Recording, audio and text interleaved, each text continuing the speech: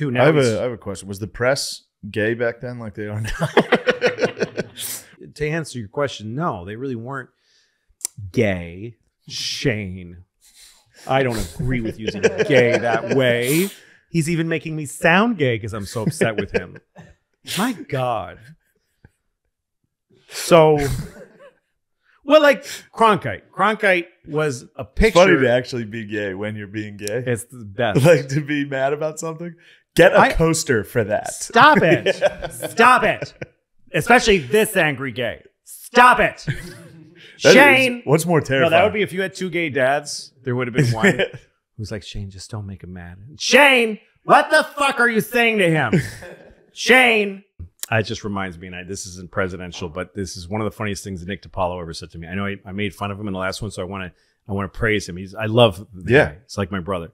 We used to live together, and I was telling him about this thing that I had heard about. The thing about Nick DiPaolo is that you tell him about something, and he finds the joke. So the thing I told him about was that there's somewhere in Asia they love monkey brains, and the best way to enjoy monkey brains is when they're still alive. So there's these tables with little like skull-shaped holes in them. Yeah. And they put the monkey up there and they cut the top of it and you just cut it open and you eat it with a little stylish fork. And I said this to Nick and he pretended to be one of those guys. He's like, I'm sending mine back. It's retarded. Like that would make it taste bad. This one's retarded. I want my money back. Here's a good piece of trivia. And don't look it up. Nope. Okay. Here's a quiz question. Who is Johnson, Lyndon Baines Johnson's vice president after Kennedy was shot? Who became the vice president? Your mother's cunt. Oh man, it wasn't her. It wasn't your mother. It was her cunt. Her cunt was Wait a second. This is a history podcast. Yeah.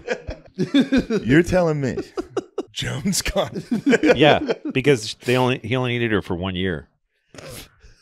And then when he ran excited to watch this. Then when he ran, he got somebody else, but he called out, Joan, I need your cunt to be my vice. He called her from Dallas. You know that famous picture of him on the plane? He called her right before that. I need your vagina to be my vice president. All right, so let's start from the top. Mom, I'm so sorry that he said that. I'm not. I never met your mom. You held back. So let's do this. Yeah. We're going to read some ads.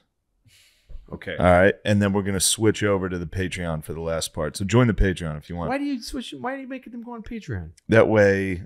That way what? It's good. You need the money? Yes. Really? The ads and the Patreon? You're going to make them listen to ads then switch to Patreon? Hold on. This is like when I watch a fucking fight on DAZN, which I pay for, and there's a fucking ad between the rounds. Hold on. Is it subscription or is it fucking ads? Shit, there's 3 ads. Hold on. But you don't have to put this on Patreon. You don't have to. You don't need the money, not for me. Shane. Matt and Sean need it. Matt's got a family. How much do you get for Patreon? How much really? I'll tell you. You tell me. How much now? do you think you'll make on this on Patreon? If 1,000 people join the Patreon, it's $5 a month. It's $5,000 a month. And then you think they 12. Just stay there. And then, they like it. But you think 1,000 people will join your Patreon? 5,000 new people because of this? I wish you would stop this. Guys, I will support the greatest history podcast. $5,000 a month to keep this content free. This could be... No, America has never liked Madison nerds. Gets 2. Don't touch me. Don't ever put your fucking hands on me. I can't touch your Don't shoes ever out put of your respect. fucking hands on me. I'm going to grip you up. God damn it. Hold on. So Jefferson was shut the fuck up, guys. Shut up, guys. Sean, get out. Sean, don't look at me. Here's a great Kennedy story. So Peter Salinger, I think his name was Pierre Salinger. He was a journalist who hung out with Kennedy a lot. So they're in Kennedy's in the Oval Office, and what Kennedy really liked bragging about was that he could get anybody on the phone ever. The White House operators could get any human being in the world. So he said to Pierre Salinger, Give me a name. I can get him on the phone in 10 minutes. And he happened to know that Truman Capote was writing a book in the woods. He was like in a cabin in the woods, cut off, no phone, on sabbatical. And so he says, Truman Capote. And so Kennedy picks up the phone on the coffee table and says, yeah, give me a Truman Capote, please. And just hangs up. And then they keep talking. And in 10 minutes, he hears like they fucking got a helicopter and they lowered it. And yes, Mr. President. The Constitution of the Commonwealth of Massachusetts is like the most liberal document in the world, because Adams was like, I'm going to get it right. Everything that I couldn't get done in the American Constitution, I'm doing in this. And there's stuff in there about Jews having rights. There's even something about gay people in there. Like he was into like gay rights, Jews. Pretty gay back then. It's pretty gay, pretty Jewish. It's gay to be a gay Jew. It's gay to be into Jews. Yeah. Dude, to be into Jewish rights in the 1700s was gay. Those parliaments undeniably gay. Undeniably crazy gay. Back then. Like, I don't know, what about Jews? People are like, get the fuck out of here. Yeah, It's what are like, you come talking on, about, guys. Jews? Back then, have a room full of dude in powder wigs being like, boo. Yeah. Like, And the Jews looked exactly they looked the same as they do now. The big black coats, exact same outfits. same outfits, same way. When I was a kid, I lived in Mexico. And from when I was, I know. Like, I'm aware. That's like not. Pennsylvania Cool. crushes Mexico. Yes. You guys are dying to get to PA, dude. Yes. And I got obsessed with the idea of the president of the United States. It's where it became a thing to me. And the president at the time was Nixon. I cut a picture out of him out of the paper, and I taped it up next to Nixon? my bed. Yes, I loved Richard Damn, Nixon. you When I was a loved little Nixon. kid, I was so about Richard Nixon. And I wrote a letter to my abuelita, my grandmother. Yeah. And I sent her a picture of Nixon and said, this is the president of the United States. He's the greatest He's the man, fucking greatest man. man in the country. He's so cool. He's the best man. I didn't know a single thing about him. Yeah. And he had this serious face. And I had a dream. It's the first dream I remember. My bedroom was in the front of our house. So you looked out at the front of our house. And I was asleep. And it was like a Sunday morning. And I heard a band, like a marching band. And I looked outside, and it was Nixon. Like walking up my street, just no spectators. Yeah. Just him walking up followed by a marching band. Boom, boom, ba-dum, bum. And I came out on the front yard. We had this walkway, and he got down on one knee and he said, "Louis." And I ran into his arms. What the fuck? Damn, you love Nixon. I loved him so much. Damn. Isn't that crazy? I've never told anybody that. Do you How know that? heartbroken were I've you? never told anybody that in my life. And so, Louis. Louis.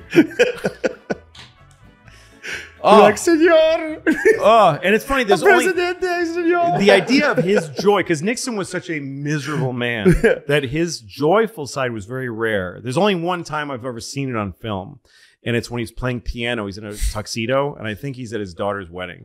And he was a concert pianist. He was very good. And he's playing piano, and he plays some big crescendo, and he's got this big dumb grin on his face. And I think maybe I had seen that, because that's the only that grin. Every time I see it, I'm in that dream. So, but my parents saw that I had these pictures of him next to my bed, and they were like, "He's not a good. He's not guy." that great. He's not, because Watergate was happening. And every night, my parents were sitting in front of the TV, this little fucking color TV, watching Watergate, watching the hearings. And it was like, shh. And it you're was like, how's serious. it going? Yeah, I'm like, how's my boy going? How's he doing? Yeah. And Nixon's resignation was just like a depressing, destroying, sad, fucked up thing. It was just like, what now? Overrated, because when we lost the Civil War, when we lost the Civil War, I don't know what made me say that. No, when the South lost the Civil War, you got to cut that part where I say we lost. No, that's good. Cut that. I don't That's know what good. You made me say corrected that. it immediately. This is pretty sick. 1893, Cleveland gets reelected. Yeah. People liked his hot daughter, and now their new daughter, or his hot bride, Wife. Yeah. and now their new daughter, Baby Ruth. Okay. You know the candy bar? Yeah, but isn't that Babe Named Ruth? no. That's I not think it's Babe named Ruth? after their daughter. You don't think it's named after Babe Ruth? You gotta look that up, dude. Come on. Feels closer to true. Did they even have candy bars back then? Look, man. You know who Don't want to punch holes in You know who this. Mounds was named after? Ew. Your mother's cunt. I had a feeling. I had a strong feeling. What? This is, the candy bar was named after Ruth Cleveland. I like that. Took place in 1921. You could check Mounds. Okay. Check Mounds. See if Mounds was named after my mother's cunt. Okay. Well, I mean, it's just sad, Shane. What if it says Mrs. Shane. What if it says Mrs. CK? What if there's a twist? Maybe I'm projecting.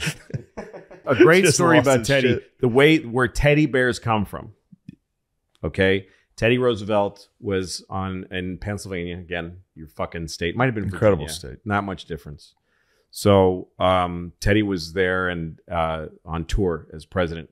And there were some people, you know, every time the president comes to a town, they always they get so excited and they plan stuff.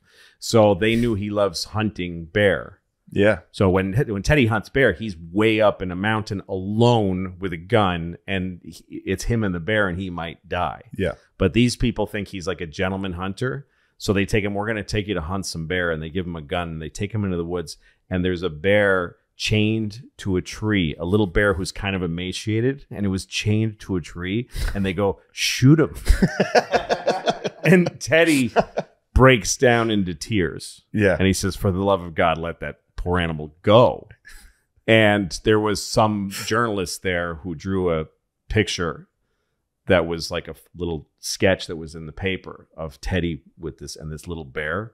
And it was, people put that together, Teddy and bear, and started making these stuffed bears that looked like Teddy because of this. Jesus Christ. Another great story about him that I heard was that he would fight whoever was the heavyweight champ. Oh, yeah. He would bare knuckle. Yeah.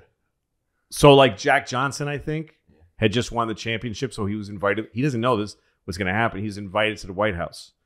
So I don't know if they had an Oval Office yet. Yeah. Comes into the Oval Office. I believe they did. And Teddy was like, oh, terrific. And he fucking starts. And Jack Johnson's like, what are you doing? He's like, Don't come do on this. now. Because to him, it was like it made sense Yeah. that the president should fight with the heavyweight champion. Dude. And he fought him, and Johnson blinded him in one eye, and Teddy begged him, please don't tell anybody, because I'll get it. Because Teddy, he's not supposed to do this. So he used to get people to leave the room, and then he fought him, and he was always blind in that eye, which he was always in denial about, because he was sort of ashamed that he did this thing. Yeah, this So- guy's insane.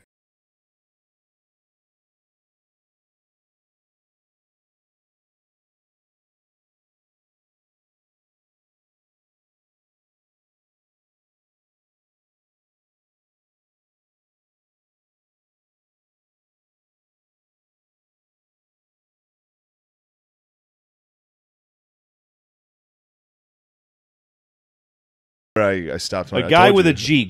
It's either Grover Cleveland or Garfield. One of those two was Yeah, shot he and can- killed. yeah. McKinley shot and killed. JFK and Lincoln. Nice. 4 shot and killed. Reagan fucking Close. badly shot. Yeah. Roosevelt, Teddy, shot in the chest, Bull. but had a thick piece of paper with his speech Fuck, and a that's so glasses cool, case. man. Finished the speech, dude. Yep, finished the speech. Got shot and was like, And somebody shot at Andrew Jackson, Yeah. you got and he had a cane and he beat the shit out of the guy. Almost beat him to death. The guy shot him and he just get the fuck. It was right outside the Capitol, What? like by the big pillars or whatever. Yeah. And he just beat the fucking shit out of him. dude who shot. Yeah, he was insane. But yeah, like over 10%, like 12% of them have been shot. Yeah. That's So it's an crazy. intense job It's a pretty intense to job. take. There's a dude. good chance. It is like a higher rate than actual soldiers in war. Oh yeah. Well, I don't know. It's probably. I guess so. I bet Yeah. it is. Might That's be. fucked up. Yeah, because in like regular like revolution shit, it's like 70,000 soldiers, 2,000 dead. What's crazy Shit is like that, that. But before it used to be like when you like what's his name, Alexander the Great and whoever, some kings used to lead, heads of state used to lead charges. They used to be the front horse, like going right headlong into an army. That'd be nice to be a Yeah, guy a lot of holding Roman a spear, like, Roman guys did that. And, jackpot. Yeah, I fucking got him. Holy shit! got He's the coming king. right at me. He's coming right Oh, at me. I'm Oh, just fuck! some- I blew I'm it. just some guy. Fuck! I missed. Yeah. Then the other great thing was at Yalta, the conference at Yalta, where Yeah, this is good. FDR and Stalin. Churchill are trying to get Stalin to come into the war on the Allied. He could have come in on either side. It was a toss-up, or he could have stayed out. But a Russian front to the war was everything. It turned out to be everything. Yeah.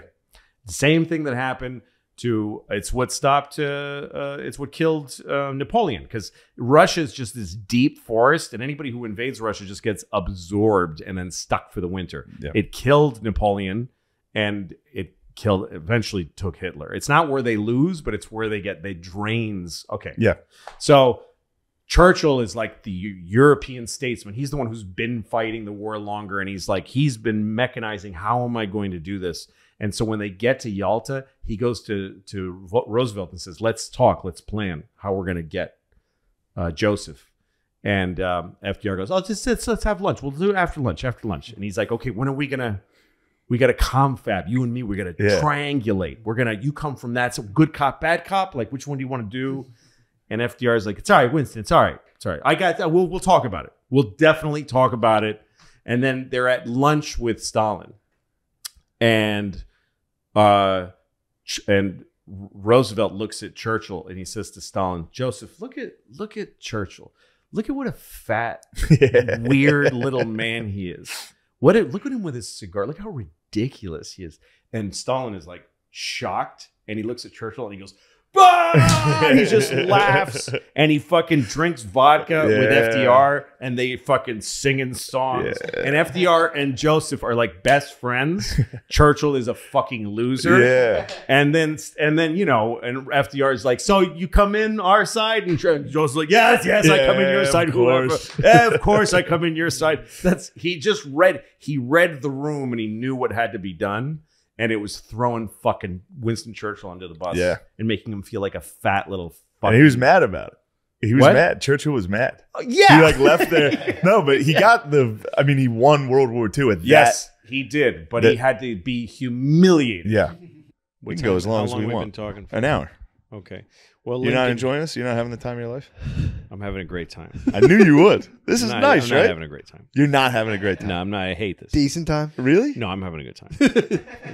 Let me tell you about a story so true. We're showing me style and it's all so cool. It's about a garment torn and frayed, getting this threads, the story conveyed. Walking down the streets with holes in my teeth. Each rip things here, part of me you see. It ain't about the brand or the label it holds. It's about the journey, the stories it unfolds. In these ragged clothes, I find my voice. A testament to resilience, my choice. From the streets to the stage, I rock my style. In my tattered shirt, I walk that mile.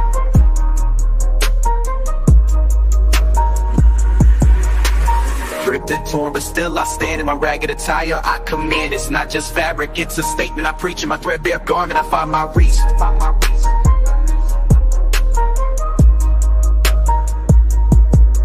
From the barrio to the bar, I make my mark. In my worn out jeans, I leave a spark. They may call it rags, but I call it art. In every stitch and tear, I play my part. It's the struggle of the streets, the hustle so real. In my tattered jacket, I seal the deal. A symbol of defiance against the status quo. My passion of pants, I let it show. It's not about the riches or the wealth I lack. In my faded hoodie, I stay on track. It's the heart of the hustle, the grind each day. In my worn out kicks, I find my way. Ripped and torn, but still I stand. In my ragged attire, I command. It's not just fabric, it's a statement I preach. In my threadbare garment, I find my reach.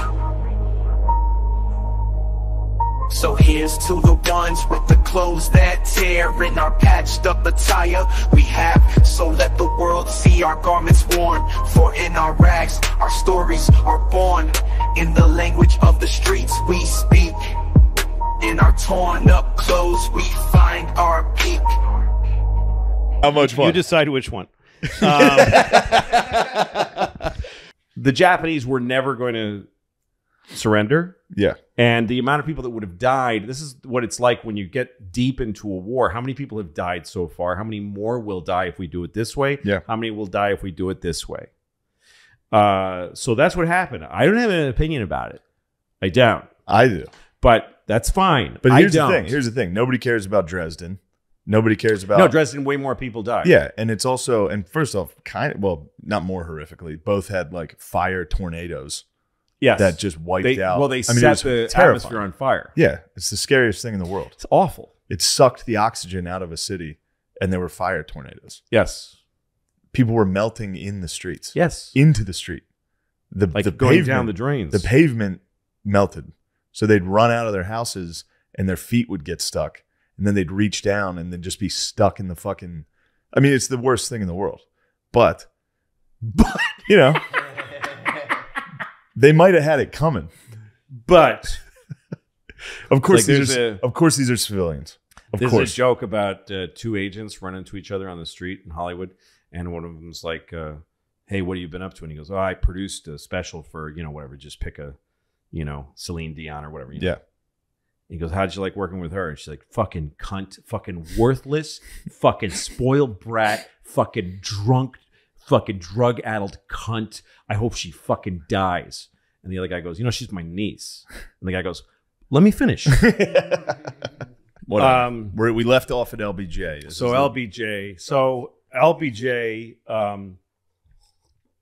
first of all, there's an interesting tie-in, a person that ties together JFK, LBJ, and Nixon. Is it my mother's cunt? It's your mother's cunt. Is it really? No, it really wasn't. Oh, God damn it.